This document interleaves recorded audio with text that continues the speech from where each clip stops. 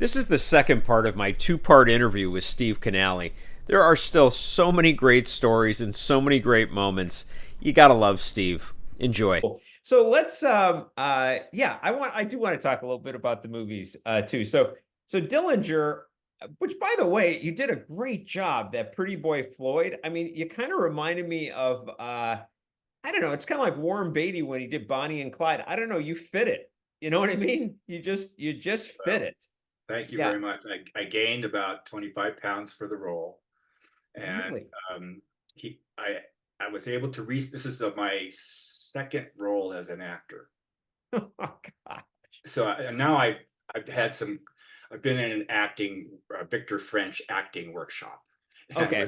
with other actors. So I've got some technique, some ideas about technique, and so I'm doing all this research about this real life character, Charles Arthur Floyd, and I'm meeting people who knew him and who are from Oklahoma, Oh, and and, cool. and it just got richer and richer, and I got all this information that came my way, and dialects and histories, and it was really fun to prepare for the role, Oh, yeah. and but I was up against some other very talented actors for the role, but I still got it, and it was Milius directing, of course. Yeah. And Warren Oates was always one of my favorite character actors over the years, and this was first big lead role for Warren. Yeah, he was always like that strong supporting guy. Right? Yeah, Yeah. and it had a fun cast: Harry Dean Stanton and Jeffrey Lewis and uh, Wow. Michelle Phillips, who was not really an actress until she did this picture. Oh, I didn't know that So was her first too. I think it was. It was my Inter- second. She might have Yeah. done something else, but Hmm. she was very new to the game. And it was a small company that did low budget pictures that made that movie, and the budget was $1 million to Wow. go on location for 6 weeks in Oklahoma in the fall leading into winter. Wow. And they got Ben Johnson to do it. And Wow. and Ben was wonderful as Purvis. He was, yeah.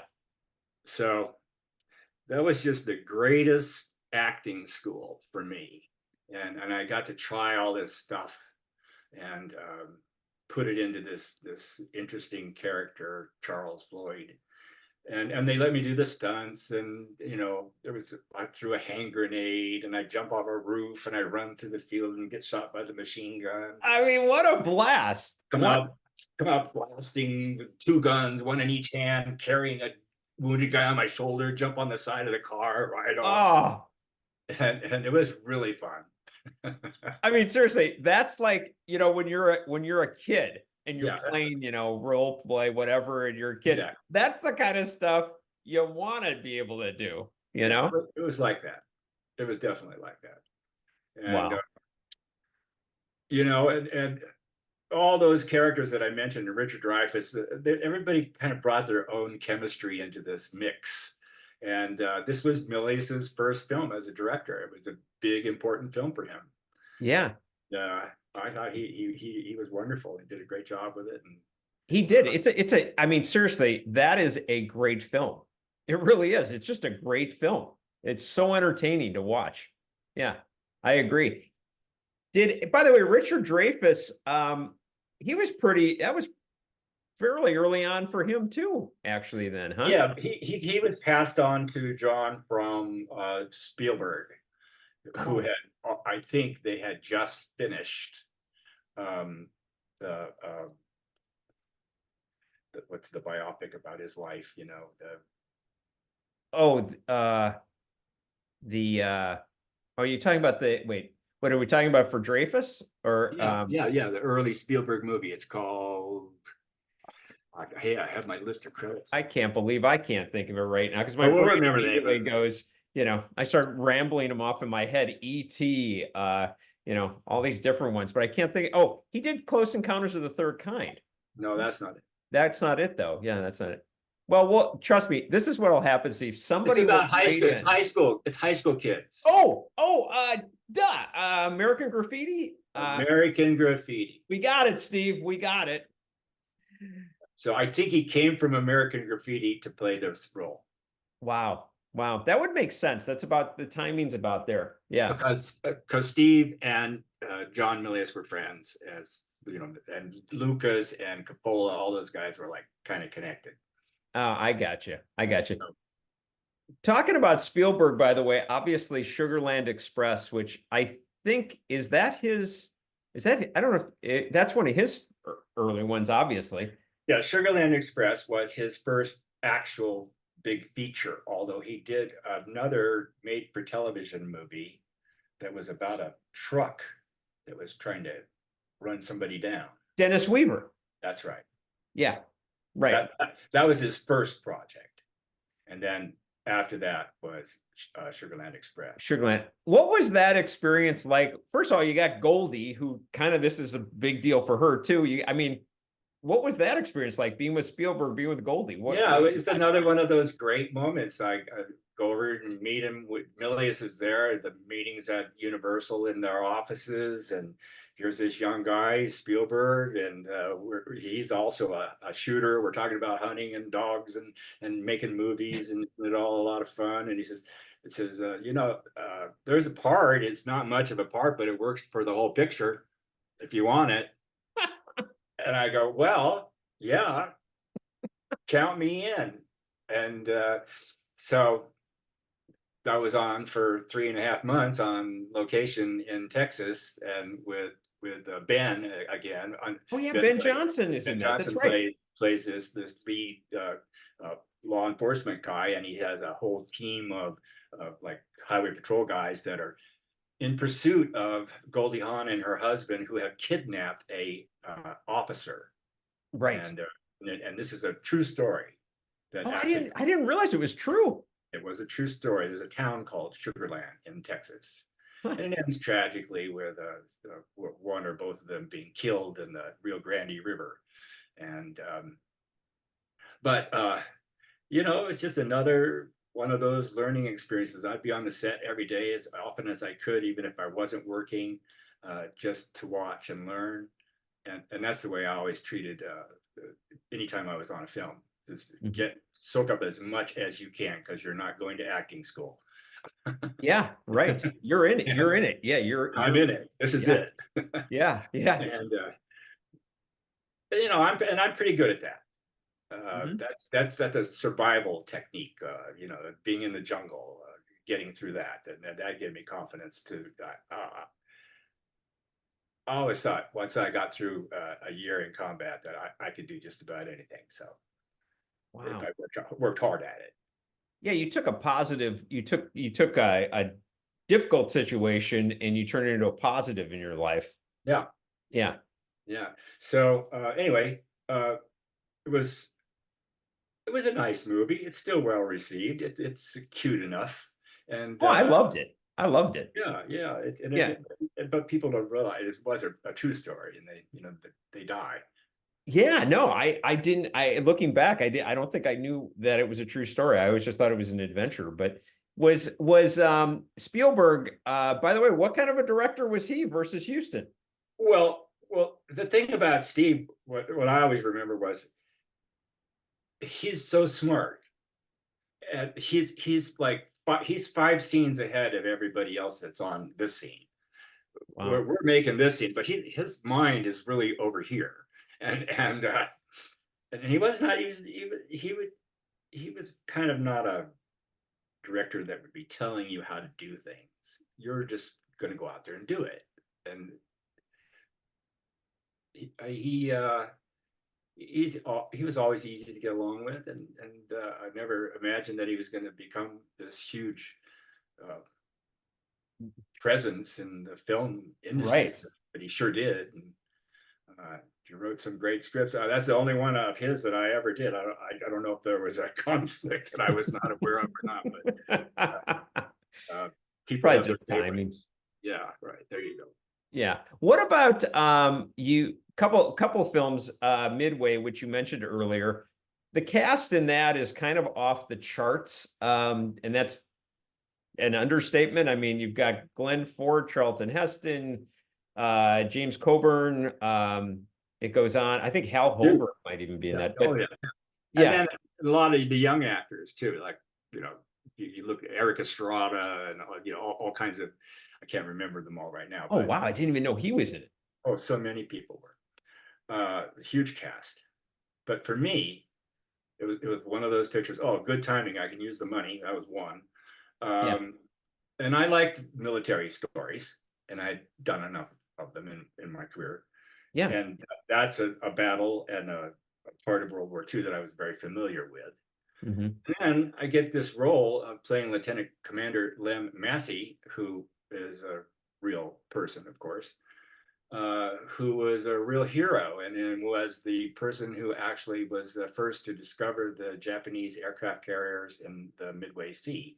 Oh And my gosh. led to this big battle, and he was a torpedo bomber squadron leader, and it was deceased after the attack. So a Mm. lot of these guys didn't make it. At any Yeah. rate, uh, I was just real pleased to have a chance to play a role like that. But um, Charlton Heston came to Vietnam in 1967 on a USO tour that they called a handshake tour. Hmm. And so he doesn't sing or dance, but he gets in a helicopter and he goes to distant landing zones and gets out and goes around and tells every soldier on the premise that thank you for your service, appreciate it. Oh Shakes my his. gosh. So I'm on the radio and they say we got an incoming VIP. I go, okay, who? Roger, it's clear, bring him in. And the guy steps off the helicopter and I go, oh my God, it's Moses. Look, it's what's his name? It's Chuck Heston. And sure enough, and he was doing this handshake tour. And he'd go around and shake everybody's hand. And we're talking about, you know, this was way out in the Badlands. I Oh, had 100 people and one small howitzer or two on top of this mountain, and it's called oh. Geronimo. And so it was very risky for Yeah, anybody, very. especially for Hollywood to be there. And it was my chance to thank him personally. It was in that movie. I was lucky one day we were all on the same set together, and I was able to go up to him and say as much. Oh man, what a moment. Yeah, it was very nice. That's what I always remember about it. But I never did go on a USO tour myself. Hmm. Uh, I might. It was quite a nice thing that he did, and The great thing he did.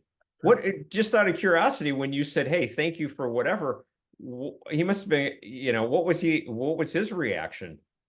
you know, I can't remember exactly, but you know, I'm sure he had other things on his mind. But Probably humbled by it, though. I'll I tell hope you. so. I've talked to him a few other times over the years.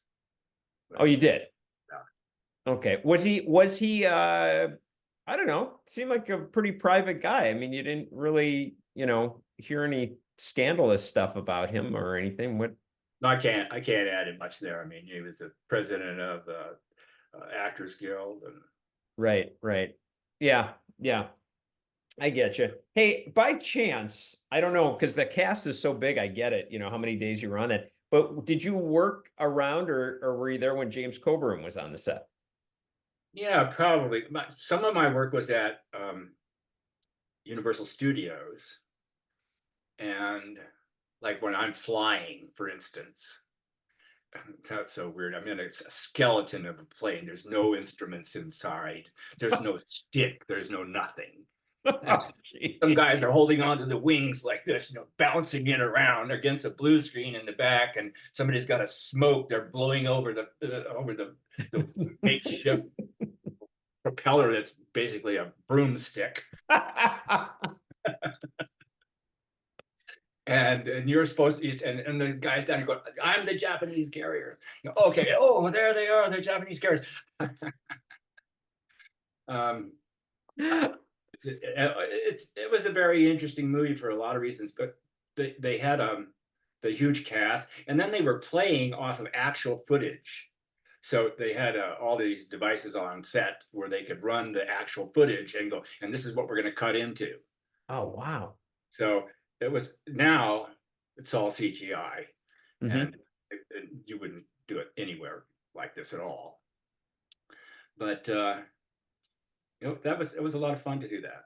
Wow, that is so cool. I can totally picture you there, by the way, doing that. It was pretty funny.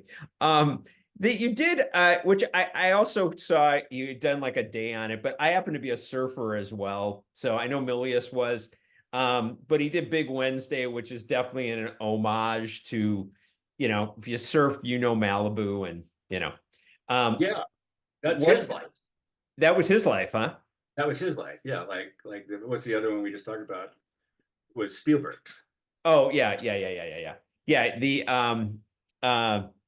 was Big Wednesday for you? Was that what did you get to, obviously that's a cool cast. So you got Gary Busey, Jan Michael Vincent were in that. Were you around them at all in the day you were there? No. Yeah, Is it Jan that comes to the door in the scene with me, I think? I think so. Yeah. Yeah. Yeah. So well, I visited the set a few times when they Huh. were in Malibu and while they were filming, but the idea was I wanted to keep my string alive, and John wanted to keep it alive too. So this was his fourth movie or fifth movie, and I'd been in all the others. Yeah, So yeah. he was a director that liked to have a team of like John Ford did. You have this group of actors that you rely on, and you use them in all your movies. Wow. Wow. It's like a dream friend. I mean, in the business. I mean, come on. Yeah. So, well, I was going to be in Red Dawn, Oh, and Howard's Booth plays the role that I would have played, and he's the outsider that comes in, and everybody learns what's happened in the rest of the world since they've been cut off. yeah. What happened? Lorimar would not step aside and take any other position and release me for any period of time to do that. Wow. Wow. That was Okay. the end of my Milius string. Yeah, I got you. I got you. But what a string. Hey, the other one, by the way, I don't want to forget it in that string is The Wind and the Lion. Huge What? picture for me. Yeah. Huge. I got to tell you, I mean, it's up there with the classic. And Sean Connery, Candace Bergen, Brian Keith. By the way, John Huston's in there. Yeah, John plays Secretary of State John Hay, and has fun doing that. Well, I think Houston liked to act, and he's a character. Oh yeah, But big time. yeah, that was that was a 3.5, 4 month shoot in Spain. I had a girl I was dating, and I said, "You should come with me. This is going to be a real adventure." And I have like 3 weeks off in the middle of it. We can travel for 3 weeks. We can go to Europe and go fool around. And that person I married when I came back after this movie will be married almost 50 years. Oh my gosh, that was Brent that you were talking about? Yeah. I always said that the honeymoon was so good, we decided to get married. Oh, that's so awesome. Oh my gosh, that's so great. So particularly, what about the movie? Well, what about like the locations, Sean Connery? What was your? Yeah. Well, Sean came out of retirement. He was tired of playing James Bond, Yeah. and he had married and was married a Spanish woman and was living in Marbella, and it's totally away from the film industry, and got talked into this role. Wow. And I think his wife said, "You're just afraid, or you're just badgered him," and says, "All right, I'll do it." And well, of course, after this role, he played characters for the rest of his career and never stopped. Yeah, literally. Never. And he was wonderful. And I only have like one scene with him. I have several scenes with Candace, Mm-hmm. and but I got to play this also a real life character, Captain Jerome, Wow. and um, and this is it's kind of symbolic of America. This young brash officer that has his opinion. Yeah. No, this we can do this. We're big. We're going to send the Atlantic Squadron, and we'll just land the troops, and we'll charge the palace, and we'll force these negotiations. Yeah. So that's quite a fun character to play. And I learned sword fighting for this role. That was really Oh, fun. cool. So John didn't know it. That was my surprise to him, that I had all kinds of sword routines that I showed him when we got there. And then Wow. it was also, I was also going to use my pistol, my service pistol, and my sword at the same time. So that was fun. What else? Well, what was it like to see John Huston again? And now he's as an actor. I mean, Yeah, we had the same agents. I would see him from time to time over the years, and it was always nice to see him. He was such a piece of history, and yeah. his health was pretty good in those days, and he was in for a week or so of the production, Mm-hmm. and I didn't have any scenes with him or anything, but I had a chance to say hello and thank him again, and he was always interesting to talk to.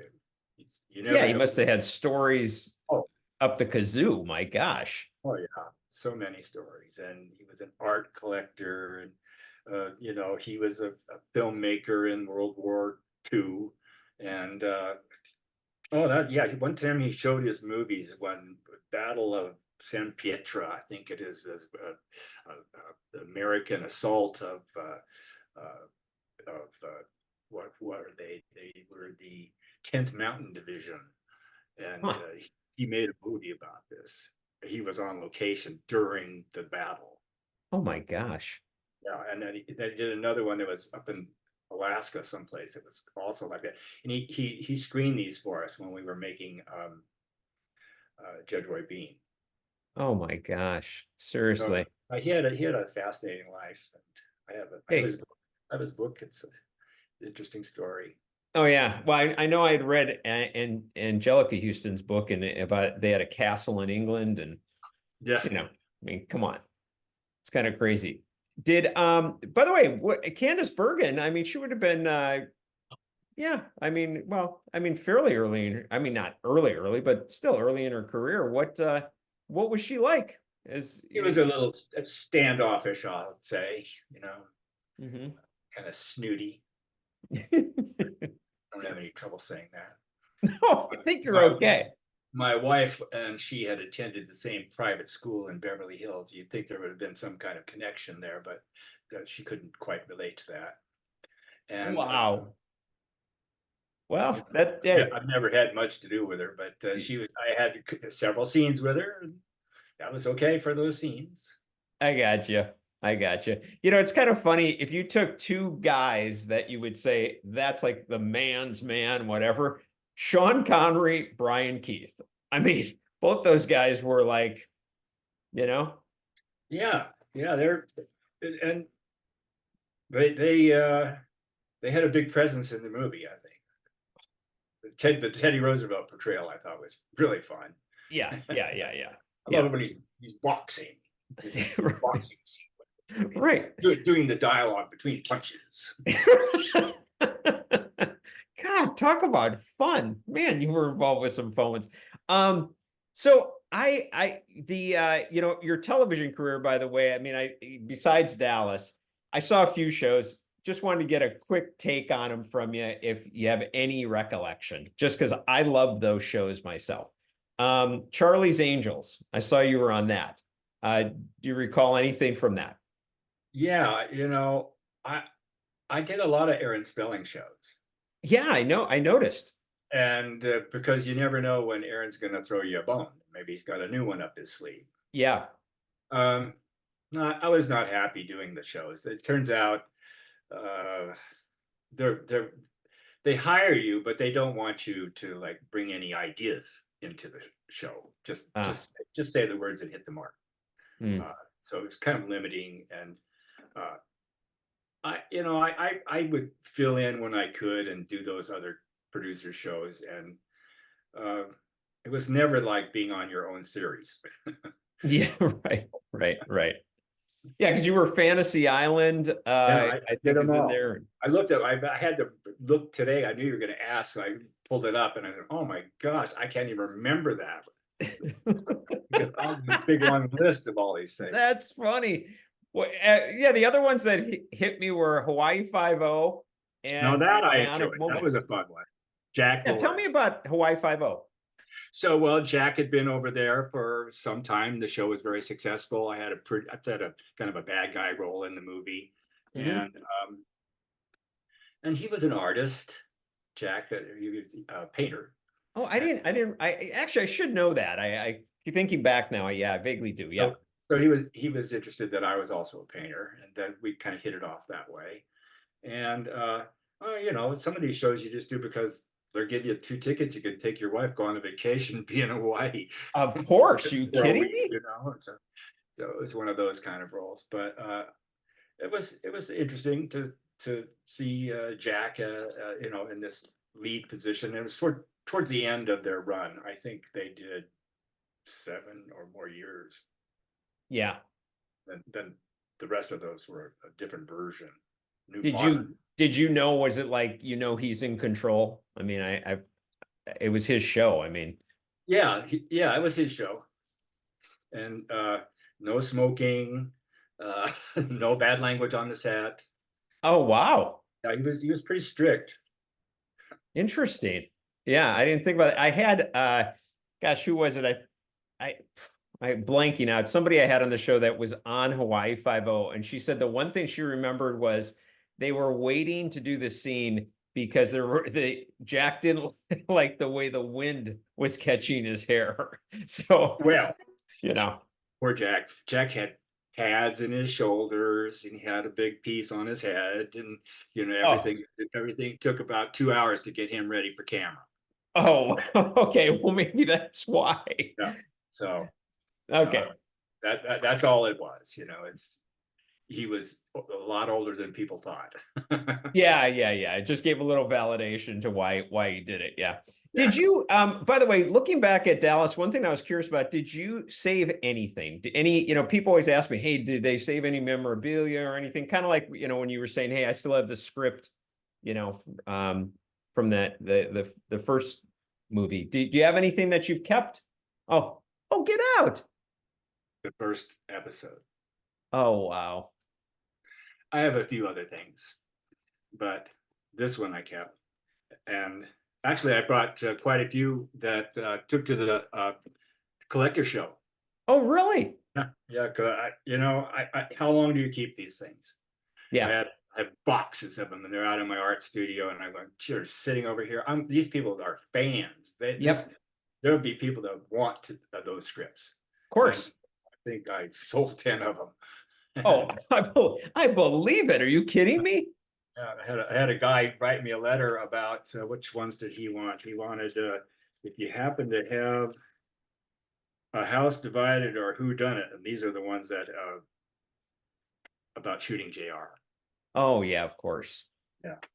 Yeah, I'm sure that those are like very, very high on the list. No, I might, if I find them, I might send them to the guy.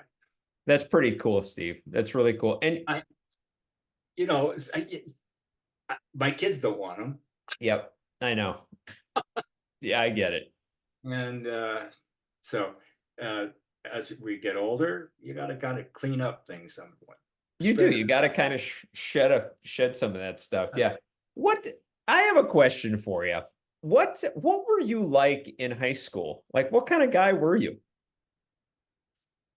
I played football, and for 2 years, and then I got so beat up that I had decided I was going to be an artist by the time I was a senior. And so I didn't play my senior year because I'd go to these football games and I'd come home and I'd be just like bruised and cut. And yeah. take days and days to get over it. And I said, I can't be like bashing my hands all the time if I'm going to be an artist. So, and I'm not going to be playing past high school. So that's it. I didn't play as a senior. Interesting. Let's say I belonged to a club. It was kind of a social club. They were called the Essex, and a bunch of fun guys, a bunch of athletes, and there was girls' clubs on campus too. I was a public high school of about 2,000 students. Pretty big. Almost all white. Mm-hmm.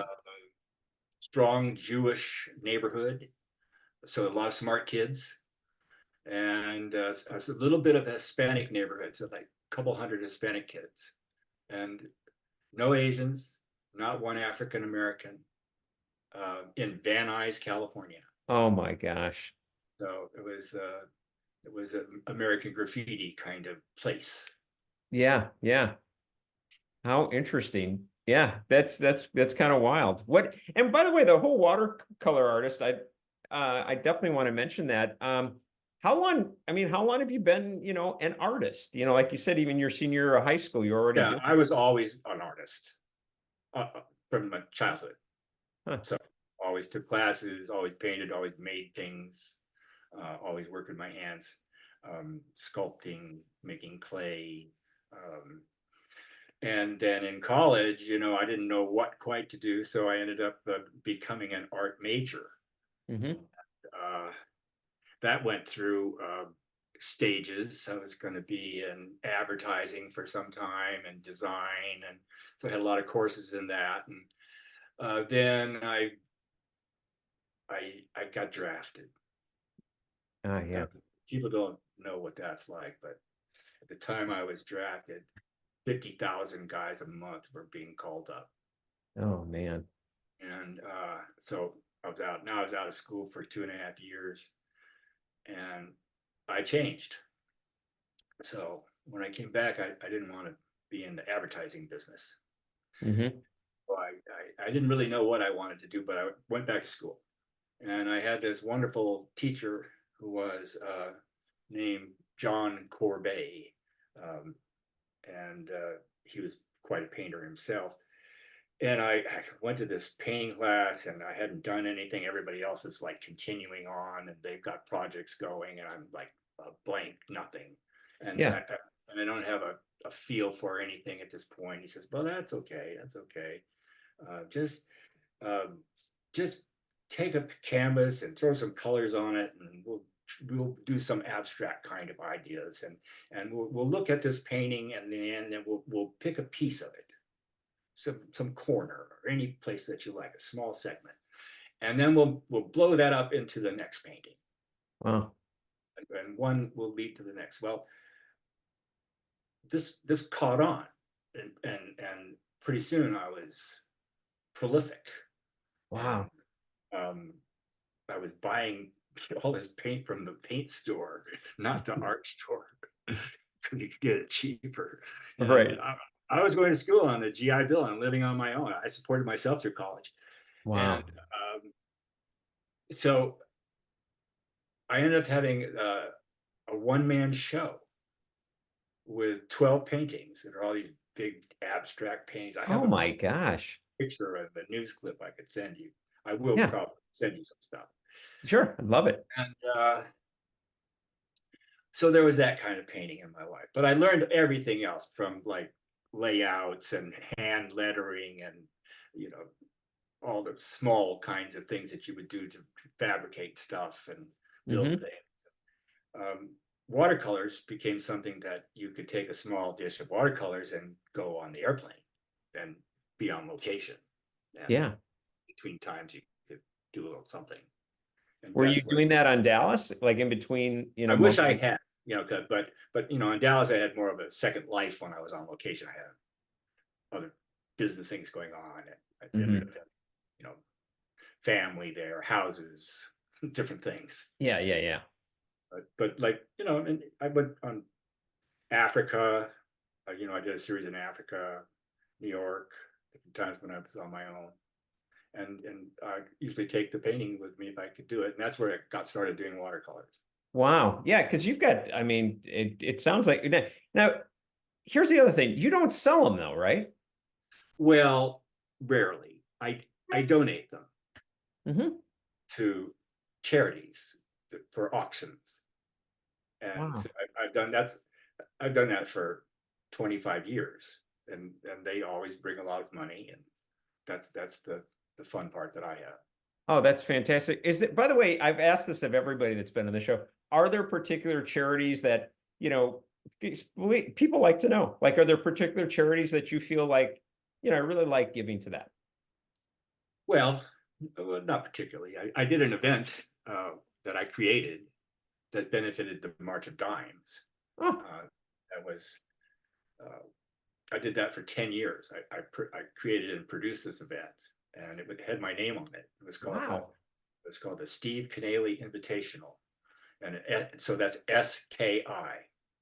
So Yeah. it's ski 1, 2, 3, 4. I did ski 10, and That's cool.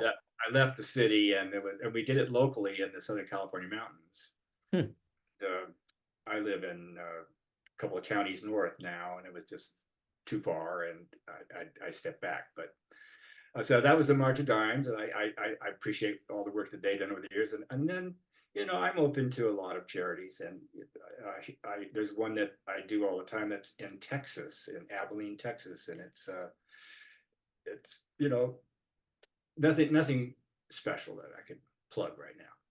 I got you. All good though. That's great. It's good to hear. But if it, and I mean, I have people that listen from literally all over the world at this point, which is kind of cool. But if they do want to reach out to you and say, hey, would possibility of getting one of your paintings for our charity or something like that, is there a way for them to do that? Would it be best like they just send me a note and I forward it, or what's your Well, thing? they might reach me on Facebook or Messenger or something like that. Okay.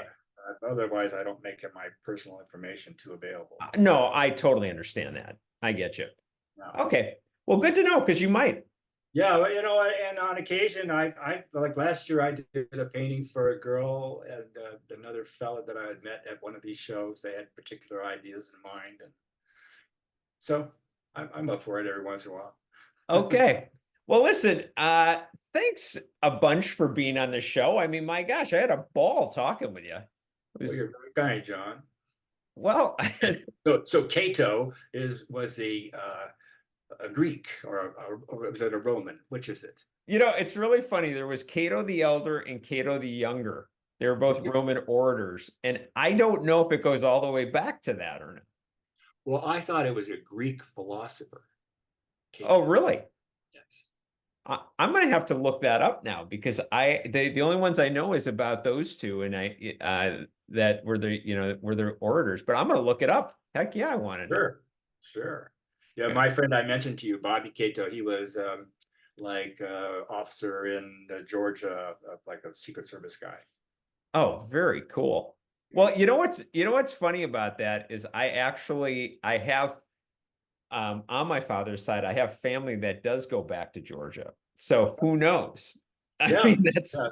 This was in Albany, Georgia. That's South Georgia. yeah, I think I don't know directly that the family is there, but it is kind of an interesting coincidence that you happen to mention Georgia. Yeah. The other thing is, I do have other memorabilia from all these things that I've done in my career. Hmm. Chaps, spurs, hats, Jeez. swords. Uh, you know, I just let me know if there's anything else that you want me to submit, and I'll try and figure it out. But Okay. I'm limping around with a cane still, and hopefully I'm going to be feeling better. Monday, I go up to do some grandparenting with my grandchildren for a week. Oh, that's the best. Be interesting with a cane, but yeah. Oh yeah, they're maybe they'll wait on me and be kind to me. And do you have another job? What do you do? You're an actor. It's interesting. I'm still in the industry. I'm a focus group moderator, so I test a lot of television shows I did some films, but honestly, I really love television. It when it comes to that, because it's a little bit more involving. Whereas the film testing is kind of like, like that. Does it work? Great, Yeah. great. Whereas with the television, it gets a lot more creative, and I really talk to the producers and the development people, and it's just, it's my acting background. It's more creative. Very interesting. I was going to share, and I meant to talk about directing, and you work for hundreds of directors on a series after a while, and some of them are really shitty. Yeah, yeah. Some of them you just can't wait for them to leave. Right. And I could fucking do that good in my sleep, drunk. Right. And after a while, what else can you get? Well, I'd like to direct. Well, I can get some more money if I direct a couple of shows. And that's what we all did. And you get tired of having bad ones come through. And yeah, people say, "What was it like to direct Alex?" I said, it was like getting in a fucking Ferrari and turning on the keys, and it would do whatever you wanted it to. wow. Yeah, just amazing. Did you? I was going to ask that's how I go with the flow of the show. It goes in many different directions. I heard when you were saying you had directed a few, and I was going to ask you what was the difference in directing versus acting in Dallas. But what'd you think? Well, also I would be acting and directing. Oh, that's right. Yeah, so I still have my part. It's just, I thought it was just a very natural thing. Larry was the first to do it, and then Patrick was in, and then Linda and I both got in to direct shows. And the crew so well. They're your family. And every set and everything about every set so well. It's just all that becomes, and the routine and the sequence and how it all comes together in the morning and how you get those actors going. I had a feel for that immediately. And it's a lot of things going on. I think you give up your acting. Acting comes in at about 60% when you're directing, I think. Yeah, yeah. Maybe 70. But it was very gratifying. I have to share, the first day I'm almost to the studio. I'm listening to the radio. It's 6 o'clock in the morning. Today, well-known television actor Patrick Duffy's parents were found murdered in Montana. Oh, I hear this, I had to pull over. I said, did I really hear that? And I get to the studio, and they've all heard, the rest of the crew that's already there, and they're scattered and in shock, as we all were. And I'm going, geez, this is my first day. I mean, we're not pulling the plug. We're going to probably have to shoot this thing. And I said, this is combat. So find them and get them and round them up and get them on the set and tell them, this is what Patrick would want. And it was the quietest day I ever worked on any show. We would normally work till about 7 or 8 o'clock at night. We were done by 4. It was not a goof up. It was nobody dropped the line, and everything was like as smooth as it possibly be. It was amazing. That was my first day as a director. Oh, wow. So, at any rate, that was the combat experience that had me ready for that. So yeah. I never thought I would get anything out of being in the United States Army, but it turned out I did. You got a lot out of it. You did. You got a ton out of it.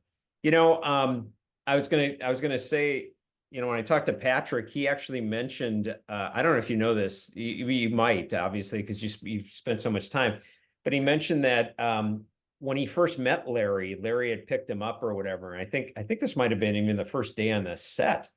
But he gets into the car, I don't know if it was a pickup or what it was. It was a van. It was a step-up van, like a bread van. Yeah, that sounds right. And he gets in and he's talking to Larry, and he looks up on his dash, and he's got a picture under there, and it's actually, he looks at it and he's thinking, that looks awfully familiar to me. And it's actually a picture. I don't know if it's of the wall next to the bar of his parents or if it's just outside. But it turns out, he's like, where's that taken? And he shows it to him more. It turns out that Larry and Mai had been going to that bar, which was Patrick's parents, and he knew him. Really? I never knew that. Yeah, and Patrick was like, that is a little too, like, too Cosmic connection. Yeah. Yeah. Well, there was that's a fascinating story. Fascinating. That I have a picture of us standing next to that van. It was a brown step-up red van, and Wow. he had a nose cone from a military aircraft on the roof, like a skylight, and he had it was hippie kind of Persian rugs and slings across the back, and pillows everywhere. And he had one of the people that worked for Larry over the years and became a regular on the show, drive it out from Los Angeles. And it was the only car that we had. We all stayed in a shitty hotel. Nobody had a rental car. Oh. And that was the only car. And we would all go out in it all the time in the snow and do wheelies in the parking lot. I just love stuff like that. There's so many funny stories. We would go to a Chinese restaurant and Larry would go, "Hey, you remember me? I Dream of Jeannie, Captain Nelson."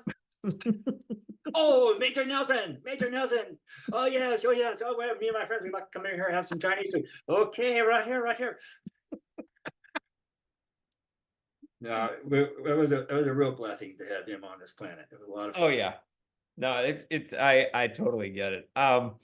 Well, you know what? Listen, when I edit this, by the way, because I don't have to, it's totally up to you. Is it okay to leave in that about the directing and all that? I mean, sure, whatever you choose to do. Okay, I want you to feel comfortable. I always. Yeah, I mean, that's the nature, isn't it? These things are supposed to be open and free. Well, it is, but on YouTube. I'm very protective, though, of the people that I interview.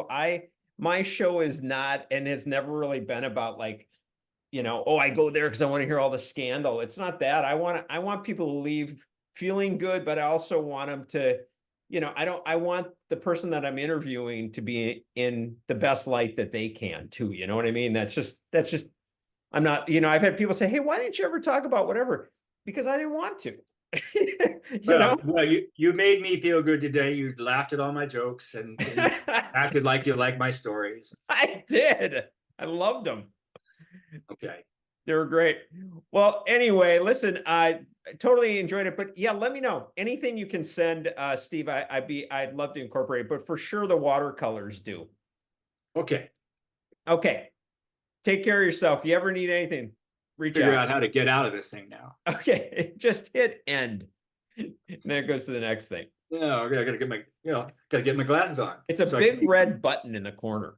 Oh, is it? Oh, there it is. Leave. It says leave. Yeah. All right. Take care of yourself. Okay, my man, John. Been fun. Thank you. Been a blast. Well, how fun was that? Be sure to subscribe and also hit the notification bell so you don't miss any of my upcoming episodes. And also, in case you haven't listened to all of my interviews, go back, listen to Paul Michael Glaser, Karen Grassley, Judy Norton. Oh, but there's so many. Enjoy.